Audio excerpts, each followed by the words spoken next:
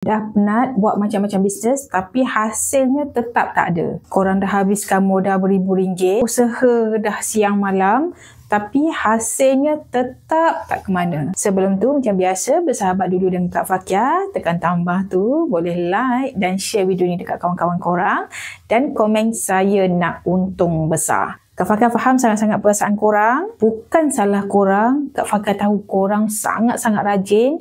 Cuma korang belum lagi jumpa jalan yang betul dan juga platform bisnes yang boleh bagi keuntungan yang besar kepada korang.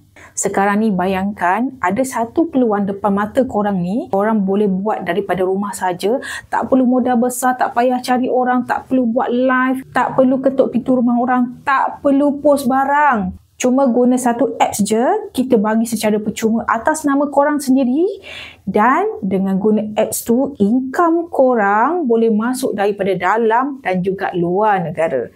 Ramai yang dulu rasa nak give up, sekarang senyum dah sebab peluang ni tau.